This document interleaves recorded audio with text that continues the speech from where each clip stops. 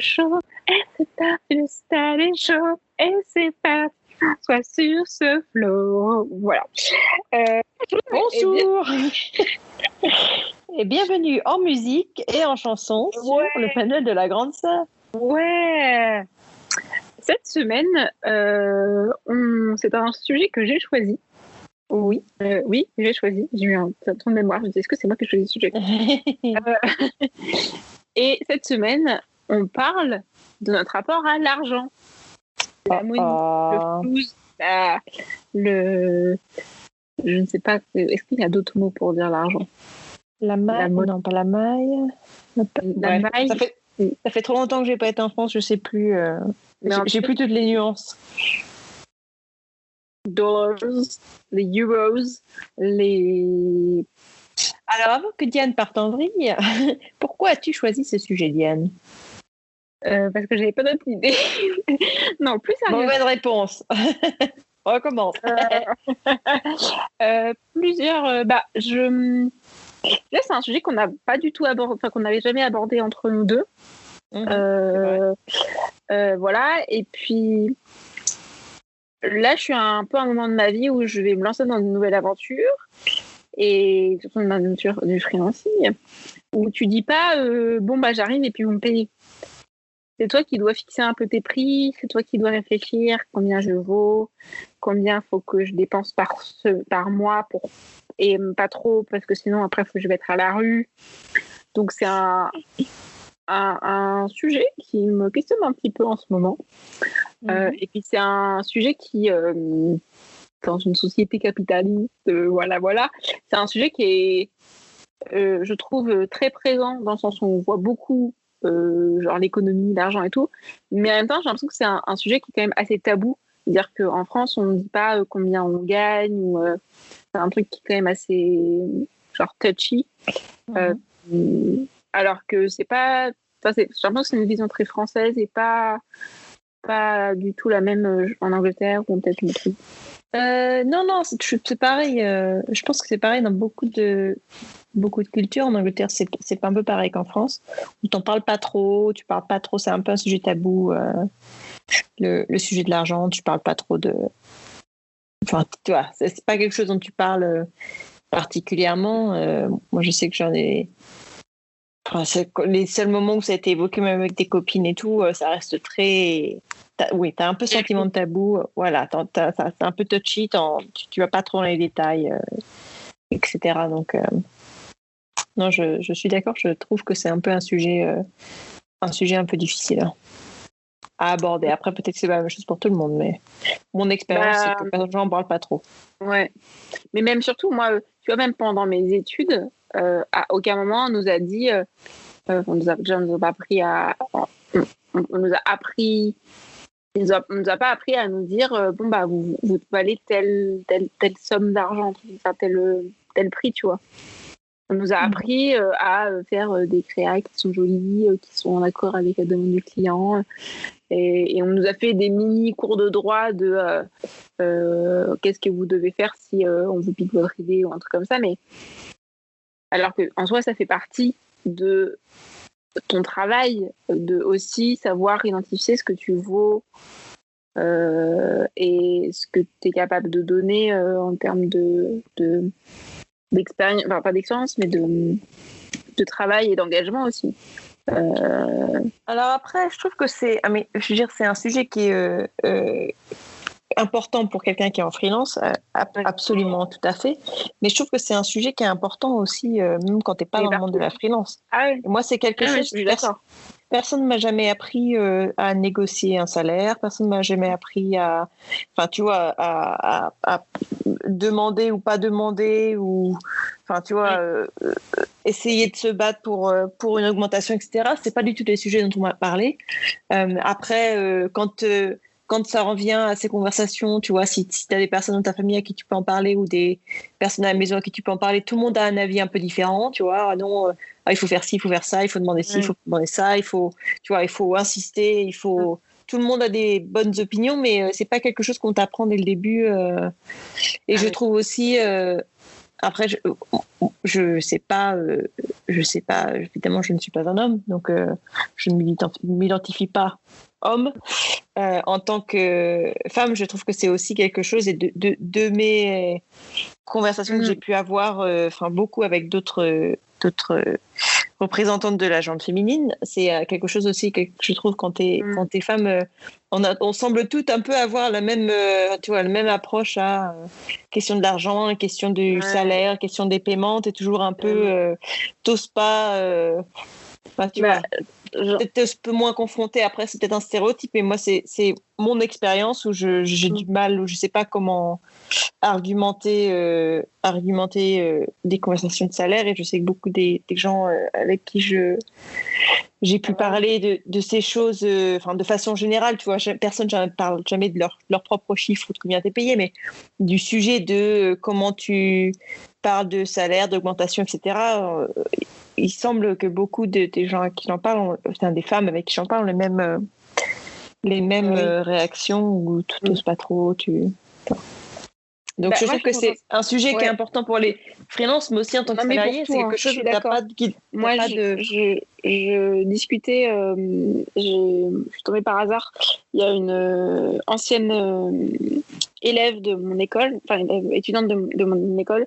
Elle n'était pas dans la même promo, mais elle habite dans la même rue que moi. C'est un peu fou. Et du coup, on est à Paris ou à Tours? Non, à Paris. Ah. Un peu marrant.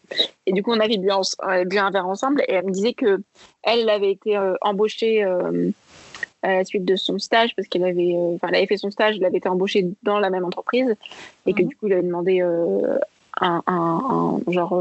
combien elle voulait être payée en termes de salaire et tout. Elle disait que elle savait pas du tout, quoi. Elle avait un peu paniqué, elle avait appelé ses parents et tout, elle avait discuté, mais elle savait pas si ce qu'elle leur avait proposé c'était beaucoup, si c'était quand même en accord avec ce qu'elle faisait, sur est-ce que c'était assez, est-ce que c'était pas assez, même dans n'importe quel, dans le salariat ou dans le freelance et dans l'indépendance, je pense que c'est un truc qu'on nous apprend pas du tout, et on en a tous besoin en fait.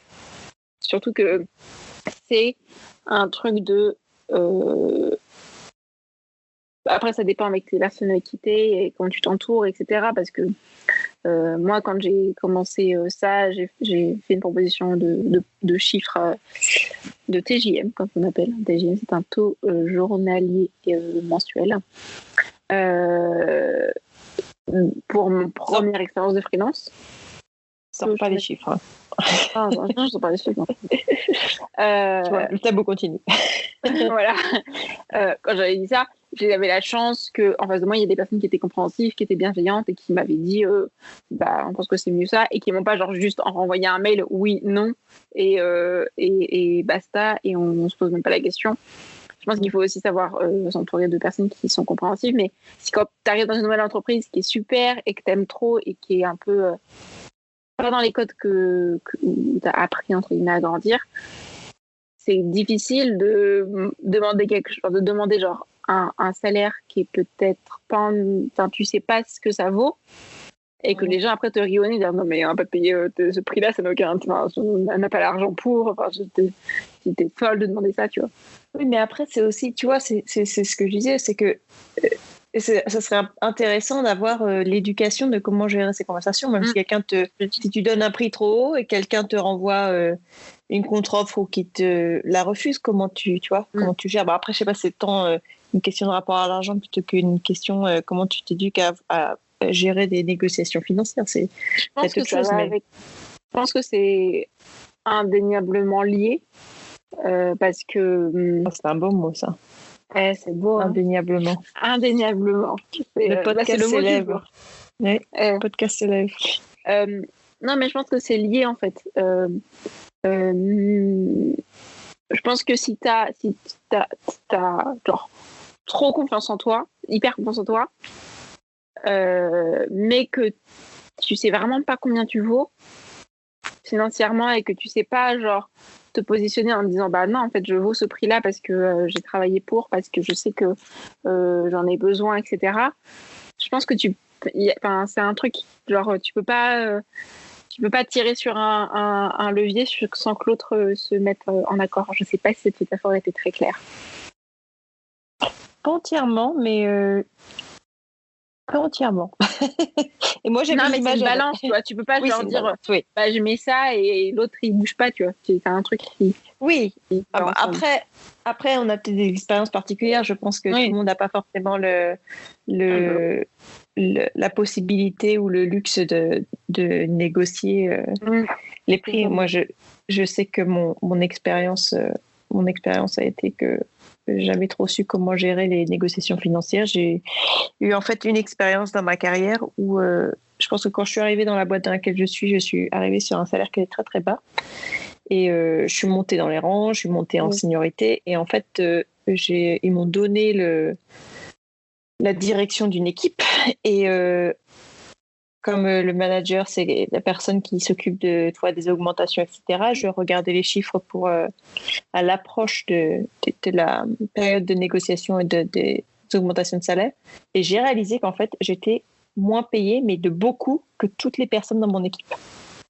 En étant la chef, tu vois. Et du coup, j'ai eu une période très tendue où j'ai appelé mon manager le lendemain et je lui ai dit, écoute, ça va pas là. Il y a un truc, attends, excuse-moi, il y a un truc qui colle pas là, qu'est-ce que c'est que ça? Et il a fallu 6 mois de négociation et là c'est à la période où j'avais déjà un nouveau dans ma vie, donc il m'a pas mal coaché, il m'a pas mal aidé à avoir ces discussions et à pas lâcher. Et il a fallu 6 mois de ténacité pour que ça se règle.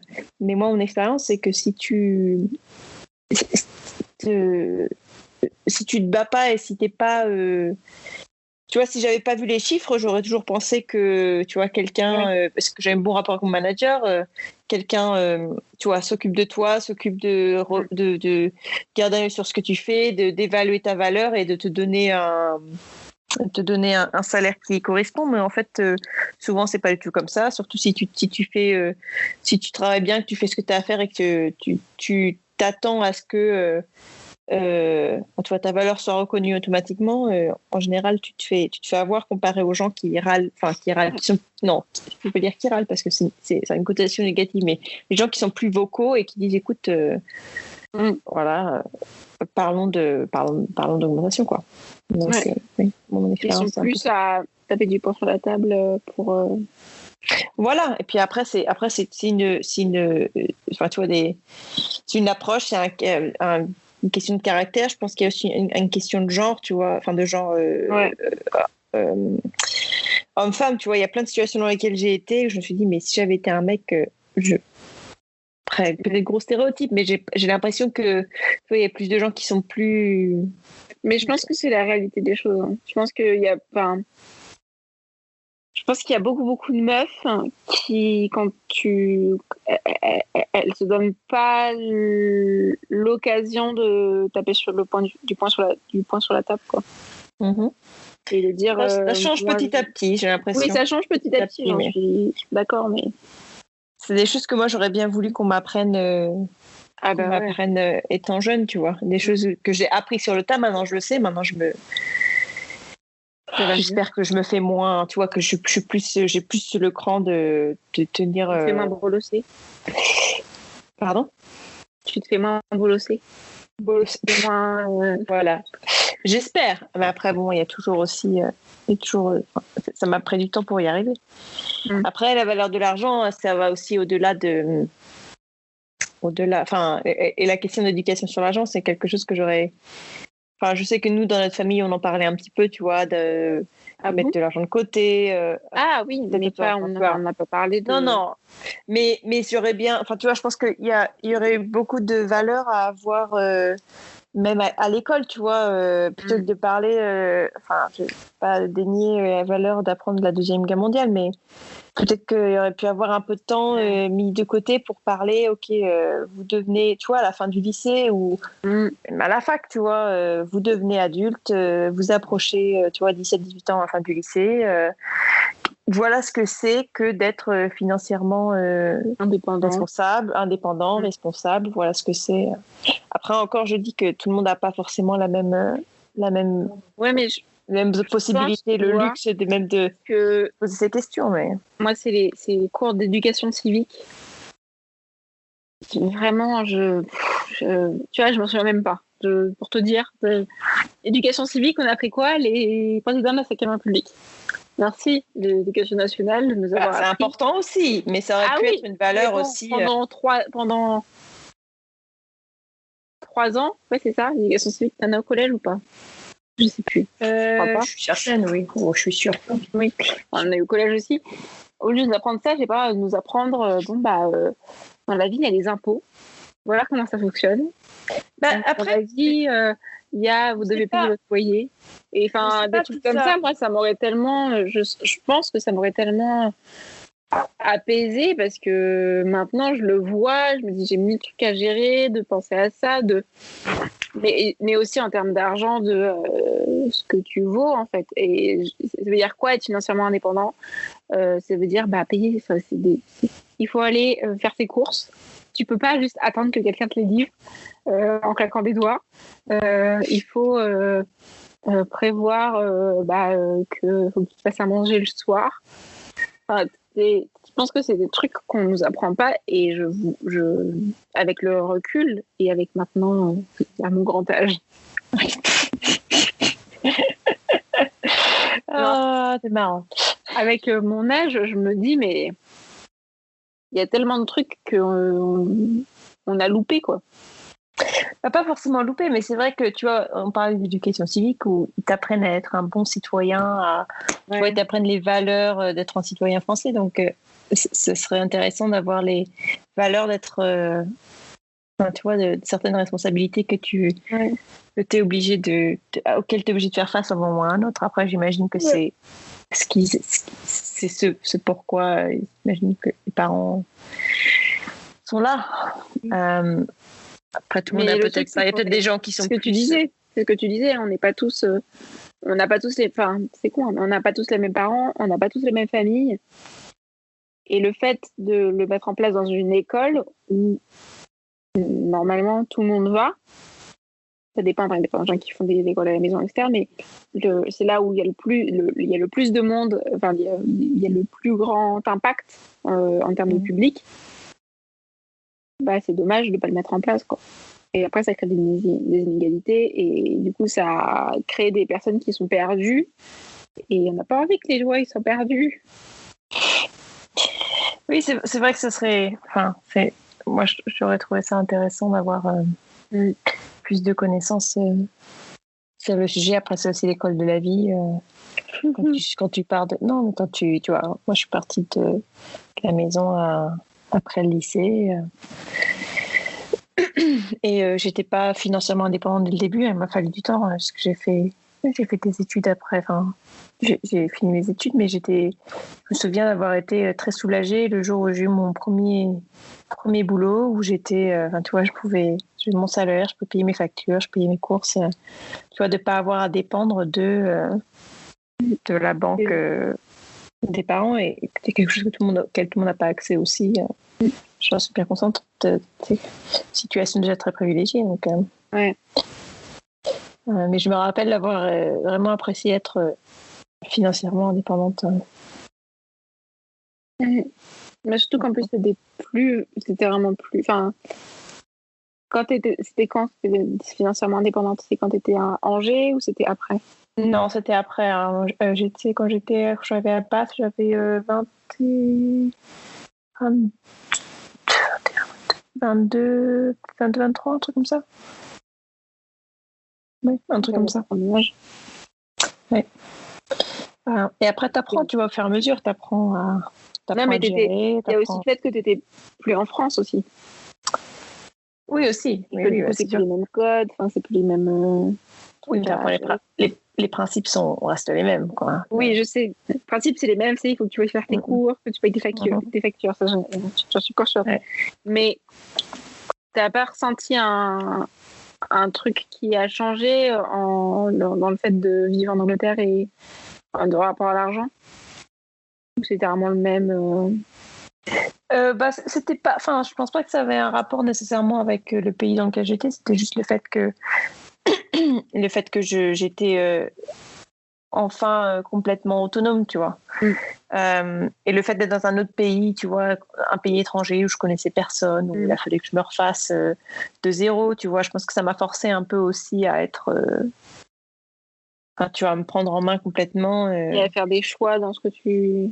Ah oui, tu fais des choix, évidemment. Tu peux pas, du coup, quand tu n'as pas un salaire énorme, tu peux pas tout te permettre. C'est aussi apprendre, tu vois. J'ai réalisé enfin pourquoi mes parents m'aiment pas qu'on aille faire les courses avec eux, parce que tous les trucs qu'on aimait en tant qu'enfant, les trucs de marque, ça coûte super cher, tu vois. Donc, t'apprends à aimer les marques de supermarché. Un truc un tips pour vous. N'allez pas faire les courses si vous avez faim. Parce que vous achetez n'importe quoi. Ah oui, ça. Mais vraiment n'importe quoi. Danger. Oui. Le super danger. Vraiment, moi, j'ai des mauvaises idées, quoi. Donc, moi, ce que je fais maintenant, parce qu'avant, je faisais mes courses le week-end, le samedi matin. Maintenant, mes courses, je les fais le lundi soir ou le mardi soir quand je rentre du taf. Là, c'est bien parce qu'il y a beaucoup moins de monde, je tiens à le dire. Samedi matin, il y a tout le monde qui va faire ses courses. Du coup, tu attends 3 heures, enfin, c'est galère.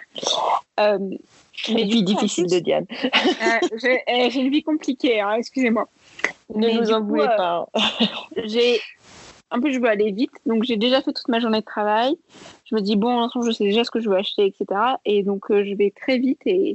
Et par rapport à le samedi matin, en plus, où je prenais beaucoup de temps à aller faire mes courses, genre, je me disais, ouais, je vais faire mes courses le matin, vers 10h. En fait, j'y allais à 14h30 parce que je venais juste de me lever et que j'avais la flemme de bouger mon cul.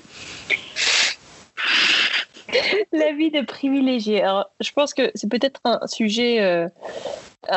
peut-être aussi un peu touchy parce que tout le monde a des expériences différentes. Si à nous j'étais dans cette conversation, je pense qu'il aurait tellement roulé ses yeux qu'il serait coincé dans son front, tu vois. Ouais. Parce que lui, il était... Non, vas-y. Non, vas-y, je te laisse finir. La fin de l'épisode des courses de Diane. Moi, c'est quelque chose que j'ai réalisé aussi en étant mariée à quelqu'un qui a une expérience complètement différente de la nôtre. Comme je dis, nous, je pense qu'on a été extrêmement privilégiés d'avoir l'expérience et la jeunesse qu'on a eue et d'avoir jamais connu des difficultés financières énormes. Anouj, il est né en Inde. Ses parents avaient rien de rien. Ils ont tout sacrifié pour envoyer leurs 2 fils à l'école et à l'université. Ils ont tout sacrifié pour les envoyer à l'étranger. Anouj, quand il était à la fac en Angleterre, il bossait toutes les soirs et toutes les nuits. Il faisait des nuits au McDo. À nettoyer, à commencer au ras du ras, à juste nettoyer les toilettes et à lessiver les sols. Et il a toujours, pour lui, l'abondance financière a jamais été là jusqu'à ce qu'il, au fur et à mesure, il trouve un boulot et que sa situation se stabilise, etc. Mais lui, il a une expérience du rapport à l'argent complètement différente parce qu'il a toujours été en manque. Étant jeune, il a toujours fallu qu'il travaille extrêmement dur, à manger très peu, à être très frugal, à avoir aucun passe-temps ou rien de rien parce que justement, sinon, il était le choix entre manger et pas manger, tu vois. Donc, je pense que c'est aussi... tout le monde a des expériences... différentes. Je réalise en parlant, c'est un épisode qu'on est extrêmement privilégié, tu vois. Eh ben ouais. Nos expériences à nous. Moi, je m'en suis rendu compte aussi avec mes potes parce que j'avais un argent de poche qui était énorme, mais vraiment énorme. Et en plus, puisqu'il était, je sais pas, il était, je sais même plus combien c'était. Et vraiment, c'était tellement énorme que je le dépensais même pas tous les mois, quoi. Parce que je savais pas quoi en faire. Et là, on en parlait avant qu'on enregistre. Ma mère est venue ce week-end et elle m'a dit, je te fais un virement de 1 000 euros. Je dis, mais j'ai pas besoin d'argent. j'ai mon stage où j'ai une gratification, donc tous les mois j'ai de l'argent qui tombe. C'est pas énorme, mais j'en ai assez pour vivre à Paris et pour faire ce que j'ai envie de faire. Donc je me rends compte que je suis hyper privilégiée au niveau de l'argent et qu'en plus d'être privilégiée, j'en ai vraiment pas besoin d'autant. Et je suis pas une personne genre privilégiée à prendre mon argent et à jeter par la fenêtre en mode je le dépense car je suis une personne qui aime montrer qu'elle a beaucoup d'argent. Non, mais c'est aussi d'une remarque de dire que tu vois, t'en as assez au point que tu n'as pas besoin. C'est aussi en soi un commentaire. Enfin, tu vois, une position très privilégiée. Après, pas obligé de. Enfin, tu vois, le fait de t'en jeter par les fenêtres ou de le montrer, c'est une autre question. Mais c'est vrai que c'est beaucoup de chance d'être dans cette position plutôt qu'une autre. C'est sûr. Est-ce que tu n'en dirais pas ta belle citation que tu as choisie, Lucie? Lucie n'a pas trouvé de citation? Alors, je me disais toute la journée, hier, aujourd'hui, j'ai l'impression d'oublier quelque chose. Et je ne me souvenais pas ce que j'avais oublié. Et impossible, j'étais là, mais c'est tellement évident. Je suis sûre et certaine que j'oublie un truc ici, là. Le truc que je vais faire. Et j'ai regardé mes to-do list dans mon téléphone. J'étais là, mais non, je ne change pas, je ne plus. Et voilà, c'est ça, j'ai oublié de trouver une citation. Mais j'ai en trouvé une qui est excellente. Veux-tu que je la lise? Oui. C'est une citation d'une personne anglophone qui s'appelle Mark W.B. Brinton. Pardonne l'accent francophone. C'est toi qui viens en Angleterre. Moi, je peux te le faire en accent français si tu veux. Mais je t'en prie. Donc, tu m'as dit quoi? Mark W.B. Brinton. Voilà. Mark W.B. Brinton. Petit truc marrant pendant que tu cherches. J'ai regardé ce week-end une série qui s'appelle Emily in Paris de Netflix. Donc, c'est l'histoire d'une Américaine qui débarque à Paris, qui travaille dans une agence de marketing et tout. Et elle parle pas un mot de français. Et vraiment, du coup, genre 90% de la série est en anglais parce que les personnages français parlent en anglais, etc. Et vraiment, j'avais mal à mon anglais parce que c'était vraiment des accents de merde et tout. Et j'étais en mode, non, mais arrêtez. Donc, voilà. Donc, Mark W.B. Brinton. Écoute, j'arrive pas à trouver qui c'est, mais je lis cette citation parce que j'aime bien. Et je la connaissais en fait en anglais. Je n'avais pas réalisé que c'était la traduction. Qui dit « La valeur d'un homme ne se mesure pas à son argent, son statut ou ses possessions. La valeur d'un homme réside dans sa personnalité, sa sagesse, sa créativité, son courage, son indépendance et sa maturité. » Oui, une très belle citation. Merci. On va dire en anglais si tu veux. J'ai mis beaucoup de temps à la trouver. J'étais certaine. J'ai passé la journée hier à me dire « Mais non, le sujet on l'a. Non, qu'est-ce qu'il fait que je fasse? Non, les posts, je les ai faits. Et puis je me suis dit, bon, c'est bon, j'hallucine. En plus, je me suis dit, elle n'a pas oublié, c'est bizarre, elle m'a pas de message. On m'a dit, j'arrive pas à trouver les citations et tout. Bon. Mais les citations, je les trouve toujours. Après, là, c'est juste que. Voilà, j'ai craqué. J'ai craqué. Qu'est-ce que tu veux que je te dise? Ça arrive au meilleur d'entre nous. Eh ouais. Même à Lucie Ataya, ça arrive. Même Lucie Ataya, la meilleure d'entre nous tous. Ouais. Voilà. Et moi, je suis quoi? Je suis la meilleure d'entre nous tous aussi? La deuxième meilleure. C'est dans le manuel. Qu'est-ce que tu veux? C'est comme ça, c'est la règle. C'est dans le manuel. Et avant qu'on parte en vieilli de trop, Diane, si on a aimé cet épisode, qu'est-ce qu'on fait? Eh ben, on nous met 5 étoiles sur Apple Podcast et un gentil commentaire, parce que ça fait toujours zizir. Ça fait toujours plaisir. On peut s'abonner aussi, comme ça vous voyez les autres épisodes. Un épisode tous les mardis, chaque semaine, avec un sujet sympa, marrant ou pas, avec un sujet sociétal ou pas. Voilà. Et des petits conseils, nos réflexions. Et puis, vous pouvez vous abonner aussi à notre compte Instagram, Manuel de la Grande Sœur. On vous met les liens dans les notes de ce podcast parce qu'on est trop intelligente. C'est moi qui le fais, donc je suis trop intelligente. Diane. Heureusement que Diane est là. Toujours là. Voilà, c'est tout. Si on a aimé cet épisode, on écoute cet épisode, on le dit. On nous envoie un message pour nous dire c'est quoi votre rapport à l'argent, si on est intéressé. Et puis surtout, si vous, moi je suis curieuse de savoir si les gens en parler dans leur famille, si vous avez reçu une éducation financière dans n'importe, que ce soit à l'école, en famille, etc. Moi je suis curieuse de voir si, je suis sûre qu'il y a beaucoup à gagner à éduquer les jeunes très tôt. Les jeunes de notre temps.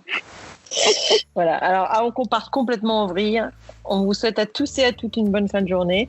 Oui. Profitez-en bien et puis on vous dit à la semaine prochaine. À la semaine prochaine. Salut. Salut.